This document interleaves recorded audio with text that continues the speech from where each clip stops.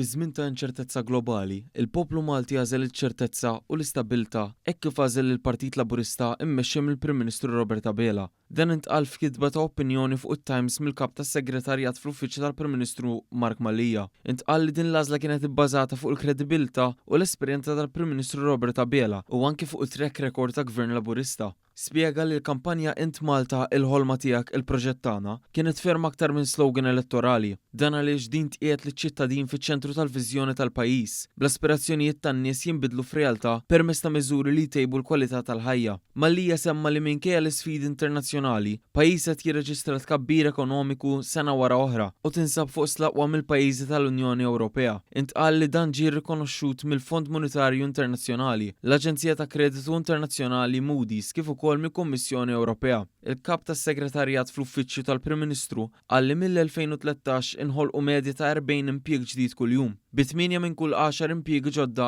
inħolqu f'karigi maniġerjali, professjonali jew inkella tekniċi. Hawnhekk semma sussidji li kienu kruċjali biex jipproteġu lill-familji u n-negozji fi żmien ta' sfidi internazzjonali. Semma wkoll kif Gvern Laburista ħa deċiżjoni biex Manuel Island, il-White Rocks u l-Forty Campbell jingħataw lill-pubbliku jinbidlu fi spazji miftuħa. Malija tenna li l-elettorat taw il-fiduċja tagħhom lill-Partit Laburista għar-raba' mandat elettorali storiku fejn intqal li dan l-appoġġ iġib miegħu responsabbiltà kbira. Qal li l-ħidma diġà bdiet hekk kif il-Parlament infetaħ fl-iqsar żmien possibbli wara l-elezzjoni u ġew identifikati l-ewwel prijoritajiet. Malija qal li issa wasal iż-żmien biex il-Gvern jitrasforma l-wedi elettorali f'riżultati konkreti. Intqal li b'dan il-mandat il-ġdid, il-Partit Laburista mill-Gvern se jkompli juri li s-suċċess ekonomiku u l-ġustizzja soċjali jistgħu jimxu jitfid.